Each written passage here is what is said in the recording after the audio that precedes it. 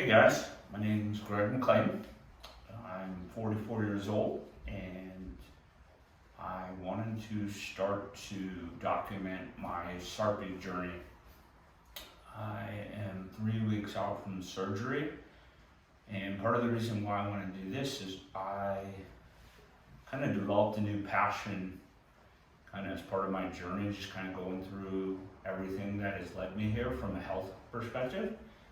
And I wanted to share it because I think for myself, before I had this procedure done, I had gone online and watched a lot of videos, and I think a lot of people documented their process, and a lot of people talked about, aesthetically what happened, but I didn't find any people that had this procedure as a result of health issues and kind of what they were prior, and then how things resolved for them after having said procedure.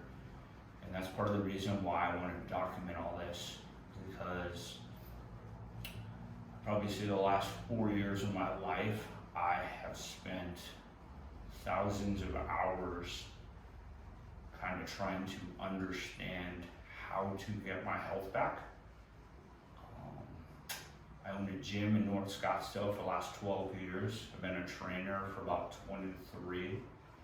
So I would definitely say I have a lot of experience in the world of health and fitness, but it was something where I'd probably say for the last 15 years, slowly but surely, I have suffered with brain fog and chronic fatigue every day. In the very beginning, I would say it wasn't that bad, and I would say the last 3 years of my life, it's been horrible. Basically, minimize as much work as I have to do, no social life, and I would spend my weekends either resting so I could go back to work during the week, working out, or reading and researching, trying to figure out how to get myself back to healthy. So that's kind of what led me to this whole procedure. But for me, I wanted to share this because I am 3 weeks in and I can already feel a profound effect on my health. I would say the vast amount of brain fog that I had is pretty much gone at this point. And I continuously feel the fatigue lifting more and more every single day ever since I had this. So as far as for me, say about 15 years ago, I was roughly 30 years old, and it's a time in my life where I've always been an overachiever. Me and my business partner now, we're getting the largest gyms in the country up and running. So it was a good time in my life. It was exciting. I had a girlfriend.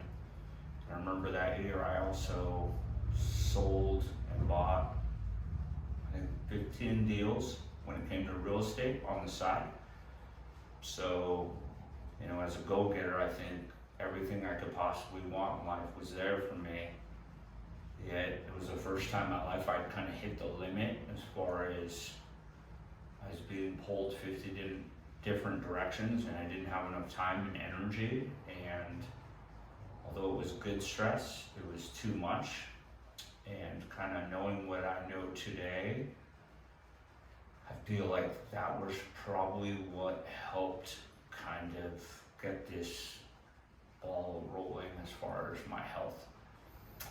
Almost feel like it was a state of my life that was in chronic stress that basically activated my nervous system in conjunction with kind of having a really small jaw and airway.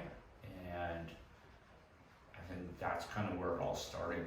But kind of during that time, it all started, I started experiencing a little bit of brain fog, went and got an MRI. They basically said, everything checks out, you look fine, you're healthy. Something where, probably pretty fit, work out every single day, eat healthy, but it was something where obviously I didn't feel right for the first time. And then fast forward about 2 years later, and I got celiac disease. It was something where I kind of experienced the first kind of effects of it. Was really sick for a week, was fine for the next 3 months, and then it happened again. So I ended up going in and basically had a colonoscopy. They did a biopsy. They're like, yeah, you have this. And I would say that was the first time in my life where I ate kind of healthy, but I used to eat a ton of cereal and sandwiches, bread, pasta, that I kind of switched over my diet.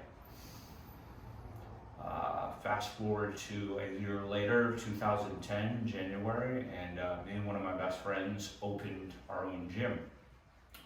So I think for the first time in my life, I was probably working 12, 14-hour days.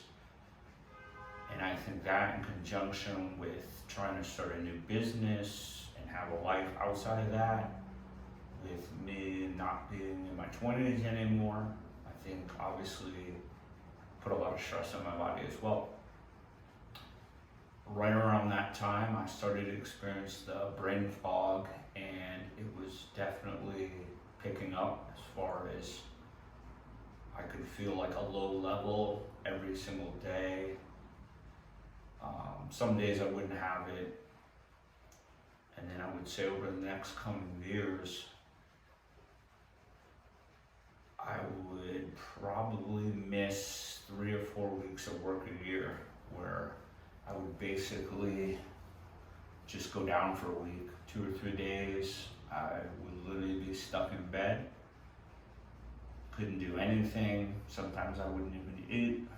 And then the next 3 or 4 days, it was kind of like getting food in. And then by the next week, kind of struggling to go back to work, but doing it anyway, because I own the company. And that persisted for the next few years. And I would say about 7 years ago, I started chasing doctors to try to figure out what the hell was going on with me. You know, at that point, I was eating really healthy. I exercised every day. And I was trying to figure out what was going on with me. And I feel like in that time, I went all over the world to see doctors, Minnesota, California, New York, online calls with doctors in other states, everything from sleep, food allergies, pretty much every kind of test you could do, whether it was on my gut bacteria with probiotics, tried glasses that would kind of, I put them on before bed to downregulate my brain waves, tried neurofeedback for 3 months, 3 days a week. And I was doing all these different things. And then around 2018, I'd flown to see this famous naturopath in Minnesota. And they put me on all kinds of crazy supplements, kind of talked about some things, and kind of gave that a shot. Once again, I'd probably say about 6 months in, I didn't really feel that much different. And then around 2018, I got a chance to work with who I feel is one of the best doctors I've ever met in my life, but he's a functional med doctor that basically works with teaching all the other functional med docs all over the world, everything from gut health, brain health, every kind of testing. This guy's created his own testing, supplements. I mean, he has 2-day seminars on all kinds of stuff, work with tons of extreme athletes, all this different stuff. And so I got to go see him October 2018, because for 5 years you couldn't even get in to see him. He wasn't taking new clients.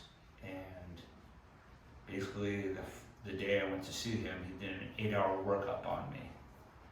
And one of the things he had thought was that I had had a concussion in 2004, playing sports. I broke my jaw, and they thought that basically all of my health stuff was a result of brain trauma. Basically, the brain affects, kind of goes down into the gut, which is why I possibly got into celiacs. And basically, a few months later, he did a 2-day seminar with 1,000 doctors all over the world, and he made me one of his 2 case studies. So for the next year, I had access to 1,000 doctors in a private Facebook group that was giving me all kinds of ideas. And basically in the seminar, he kind of talked about like what I had basically with the brain trauma and what it did to the rest of my body after the fact, and that it was just something I was going to have to live with. So kind of hearing all that, I feel like during that time, I felt like, okay, well, it felt good to hear someone finally figure out why the hell I was feeling like I was feeling, but it was something where I was like, I'm not all right with that. Like, this is my life. I want to live it, not just feel like I don't have any energy and I'm tired all the time and I can't do my job and think clearly. So around that time, he had recommended that I get on a ketogenic diet. And following the seminar, I'd probably say I was on a keto diet for a year. And he had put me on like a supplement regimen. And the first few months that I kind of did that, I definitely felt a dramatic effect on my health. But kind of over time, it just kind of went back to where it was. And I'd say right around that time, it was something where I was partied on the weekend. Maybe I drank a glass of wine or 2 during the week. I had stopped drinking completely. And I'd say by the middle of 2019, it was kind of like all the effects of that had diminished. And I wasn't drinking. I ate super healthy. I exercised every single day. I'm not married. I don't have kids. So I was like, I want a family someday. I feel like for the last 5-6 years, don't even have the energy to date. Previous to that, I've had girlfriends my whole life, and I was just like, I just don't have the energy. I barely have enough energy to go to work. So around that time, I randomly listened to a podcast from Dr. Stephen Lin. He's a dentist out of Australia. It just kind of talked about the jaw and development and airway. And for whatever reason, it kind of stuck with me. And then randomly, the following week, a client that I had worked with for a while, I found out her husband was a functional dentist in Scottsdale, where I work. And so I had gone to see him, and basically, I've been a mouth breather my whole life, had a million doctors talk to me about that, and no one's ever said anything about, hey, you have a super small jaw. I've had asthma my whole life, had every kind of allergy, was sick my entire life, and no one's ever talked to me about my airway. And so I heard this podcast, and my client said, why don't you go see my husband? So I did. And so there's a device called the Vivos DNA, which I've invested in the company since. Great device, but it's basically like a retainer for adults that you basically have fit, and it's kind of like you crank the bottom and the top, and over time you grow your jaw. And so I had that device for about 2 years, and I definitely got some expansion in my jaw, but not anything that had a profound effect on my brain fog and chronic fatigue. So I'd say around the end of 2019, my brain fog and fatigue had gotten really bad. Kind of cut back to not working long days at work. I basically spend every weekend just sleeping, working out, or reading, trying to figure out like how the hell do I get my health back. And for whatever reason, I kind of kept going down basically the airway wormhole. Started learning from all the best ENTs in the world, functional dentists, orthodontists, sleep doctors. I'd had a sleep test done at home, and then actually went and saw a doctor after I was done with the device, did an in-lab sleep study. And one of the biggest things I figured out from all this is that there's basically what I think is two different kinds of sleep apnea. You've got like traditional kind of fat old guy with a gut who snores, falls asleep on the couch. And then there's what I believe I had, which is UARS, upper airway respiratory syndrome. So I kind of call that like the skinny man sleep apnea. So I'm listening to a podcast with Dr. Stephen Park. I had read his book, and he had a podcast from 2015. And he had Dr. Avram Gold, who's based out of Stony Brook in Long Island, New York. He has a podcast and he's talking about this UARS. And basically, Dr. Park, back in 2015, was asking Dr. Gold about this. And he's asking these questions like, this is something he's not really aware of, how to test it, who to send his clients to. And having just read his book, which was published in 2018, I'd probably say a third of his book brings in the UARS component to it. And it was kind of like, holy shit, like, what is this? So I started listening to the podcasts and kind of starting to research about UARS online. And I kind of found that like all these doctors had different opinions of kind of what it was, how do you look for it, how do you treat it. And I would say over the last few years, I've read so many different things about jaw health, jaw size, airways, sleep doctors, kind of starting to put the pieces together.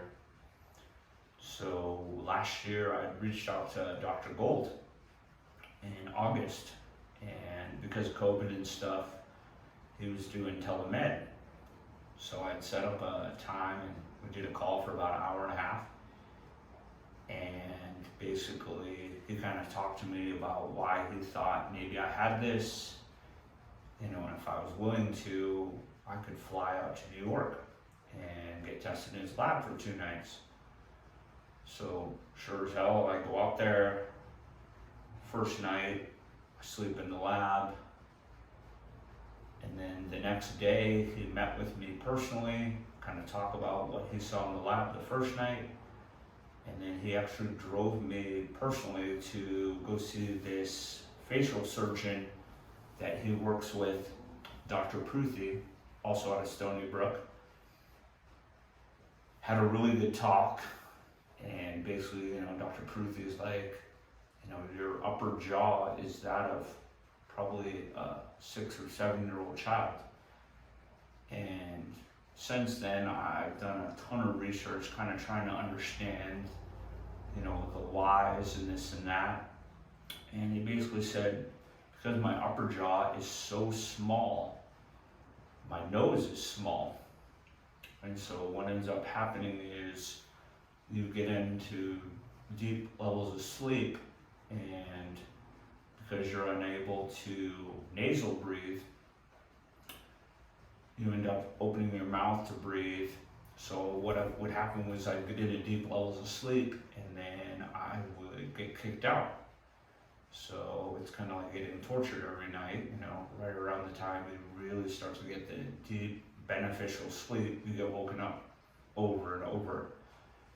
And that explains a lot of things as far as why I have the brain fog and why I just felt exhausted. So one of the things I wanted to show you guys was my jaw. So, if you look at my jaw, it literally looks like a little kid's jaw.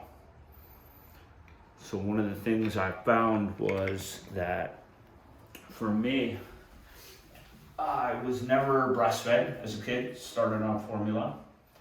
So part of that has to do with basically like your upper jaw being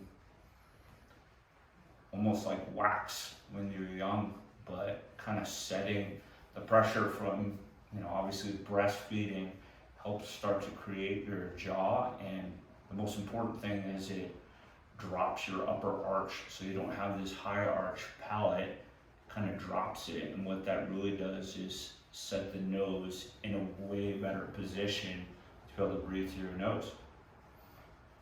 So after seeing Dr. Pruthi, he'd kind of talk to me about surgery and what he would want to do to me.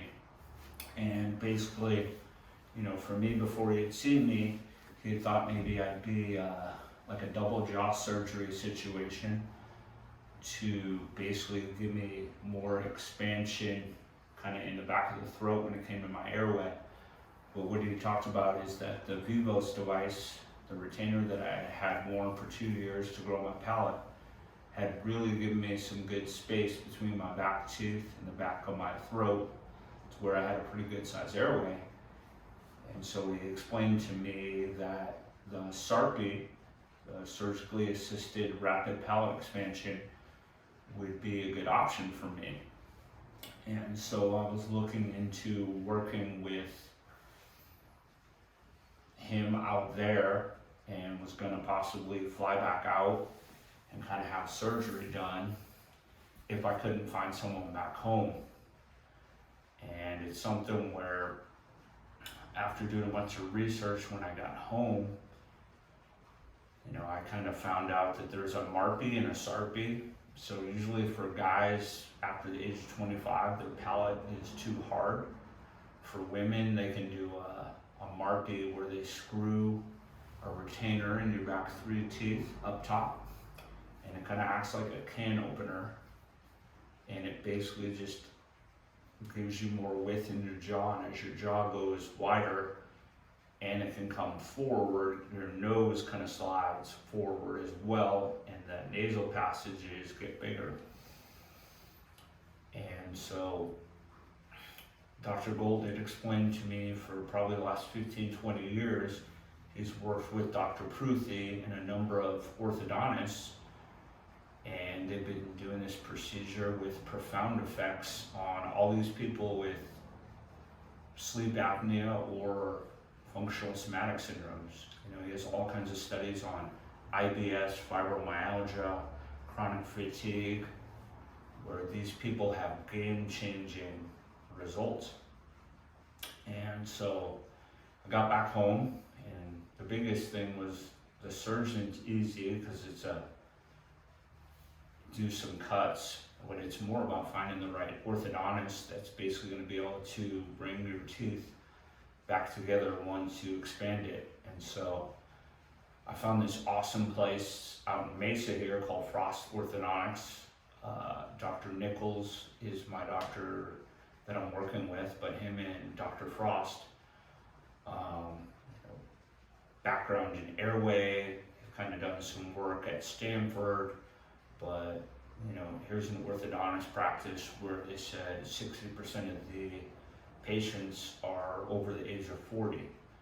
But a lot of what they do is helping people with all these types of issues. So I was like, sweet, I can do it in Arizona. And so talking to Dr. Gold, he basically had explained to me like, hey, basically this is how much I want you to get as far as growth in your jaw. Just make sure they expand it wide enough. So found a good surgeon here. So basically what they do is, I went in the day before the surgery. I had braces on, so you go see the orthodontist first. So the orthodontist put on my braces and then put on the device on my back tooth. And then the following day, I went in to have surgery. So what they do is cut you down the middle of the palate, top palate, the zygoma, and then they made one other cut on the right side of my septum. So that they basically cut where all the sutures kind of form and harden by the time you're 18 or 20 years old. And then what they did was they started expanding the palate. So when I woke up the day after surgery, I was already open about 2.5 millimeters in the back. And then I waited about 6 days and went back to the orthodontist the first time, and then they started having me expand every single day. So basically you have a little prong that you basically put in a little hole in the back of the retainer, and it kind of cranks. So people ask me, oh, what does that feel like? You literally can't really feel it when you turn it. But it's something where it's just been crazy as far as how I feel already. I would say the day after the surgery, I actually did it in the surgeon's office because my insurance denied me 3 times. Basically said it wasn't medical necessity. So paid for it in cash for the braces and the surgery. But one of the cool things was, the day I came after surgery, it was something where I could already feel myself breathing better. And then I would say for the next 2 nights, I slept really well.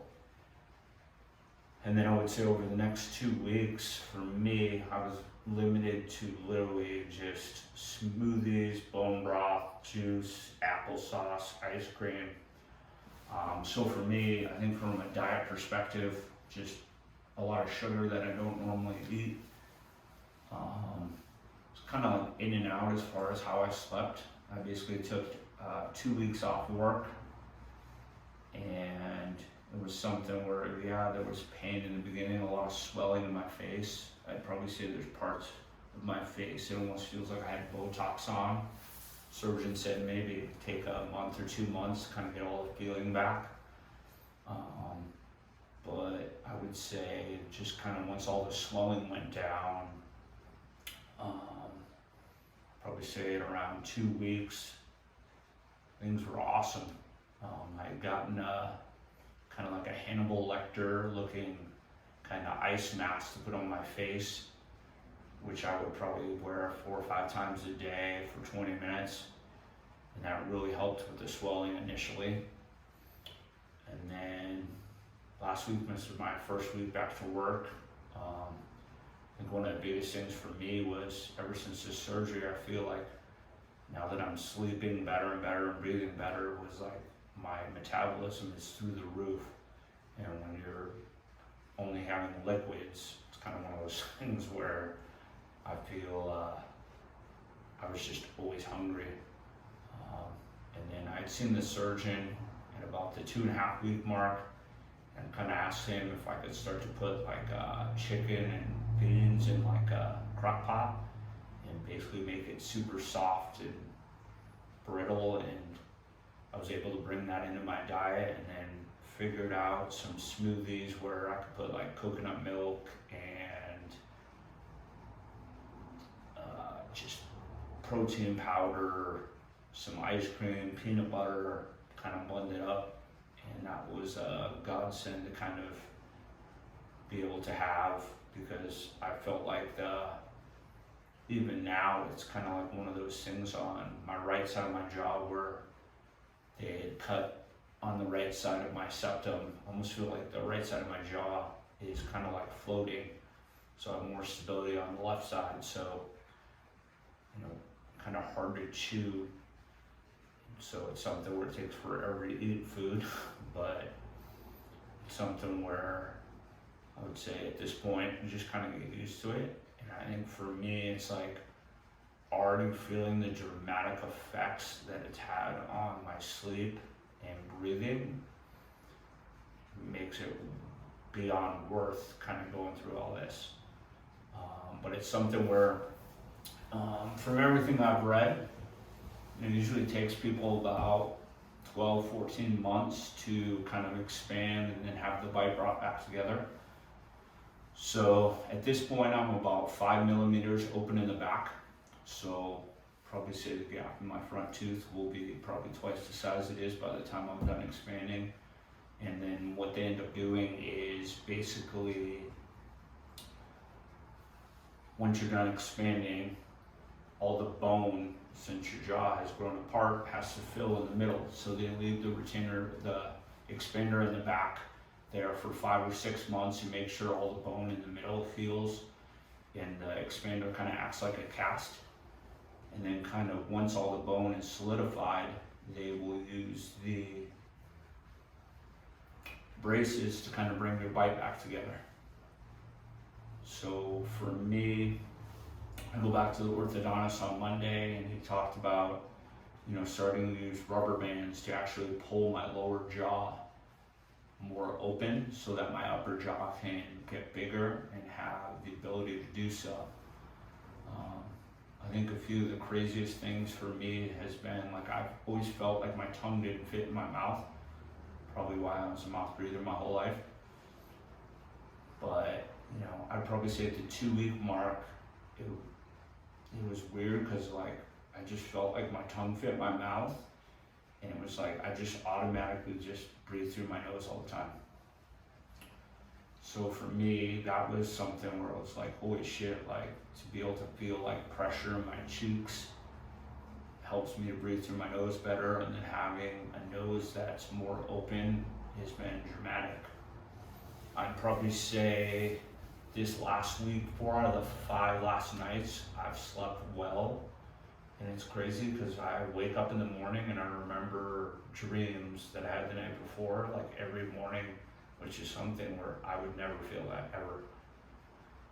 So I think the one other thing that's been a huge difference is just starting to work out about a week ago, just taking it easy, just being able to breathe through my nose, and kind of how much that affects how I exercise and how I breathe when I work out.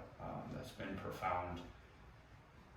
And then I would say the last thing would literally be just, I feel like I've had like this nervous energy my whole life, and all the stuff I've read about ADD and these kids with these small jaws and then they expand them. I literally wake up like feeling like calm and peaceful every morning, which is definitely a different feeling.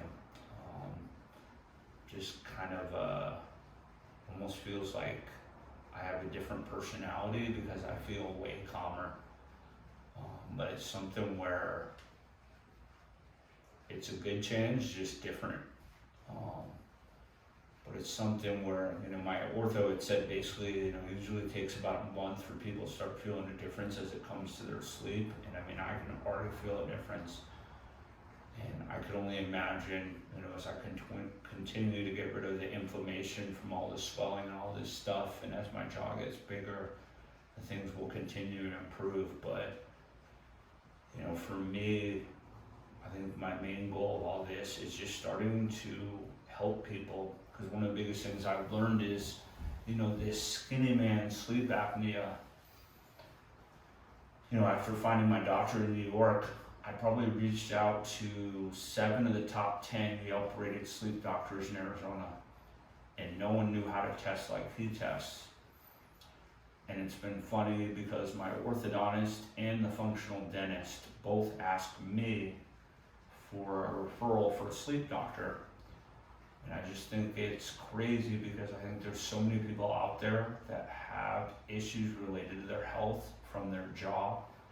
And more so, it's how they breathe when they sleep, and they have sleep issues. But there's like this form of sleep apnea that, this is a younger, skinnier person that people are dealing with all this stuff: ADD, fibromyalgia, chronic fatigue, IBS, Lyme disease. People have all this stuff, and you end up going in to get a sleep test, and for many people that have this, normal fat man sleep apnea test is looking for apneas and hypopneas.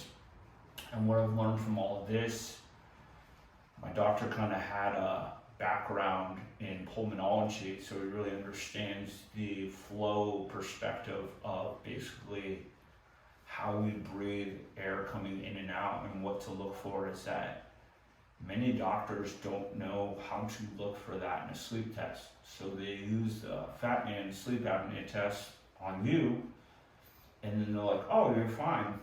And then I think people continue to suffer and they can't figure out why, because they've gone to the doctor and the doctor said they're fine.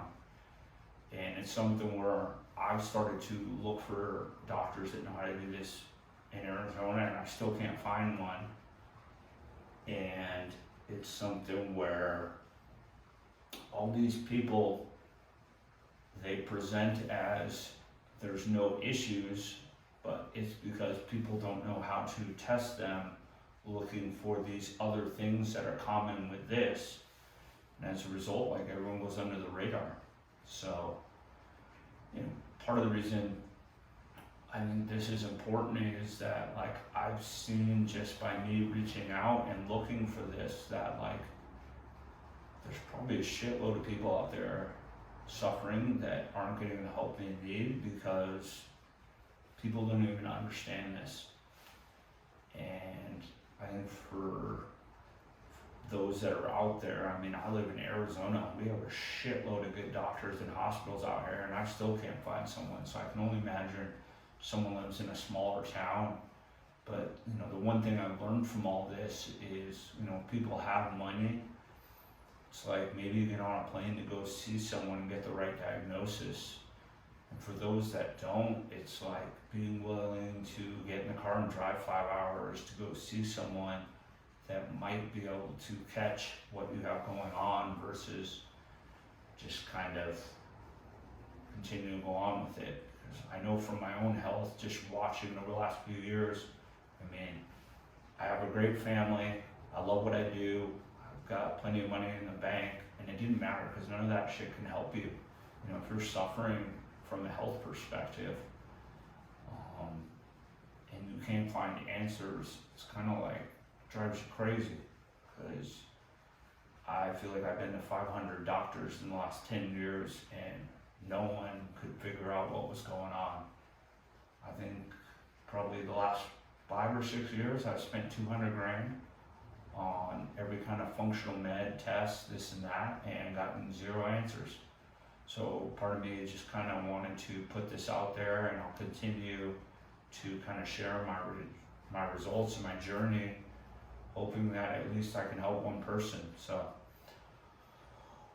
if you guys want, best way you can get a hold of me, I've got an Instagram page called Project Airway. Feel free to shoot me a message if you got any questions. But I think for me in this journey, I watched tons of videos on this surgery, and you know, it's just people talking about their story. No one really talked about like the health or the reason why they did so, outside of, you know, maybe their dentist or orthodontist saying there was an issue with their jaw or their bite. But for me, it was more about the health benefits from doing this surgery and kind of looking for answers. But hopefully this was helpful. Like I said, I'll continue to post my journey, and if you have questions, reach out. Thanks.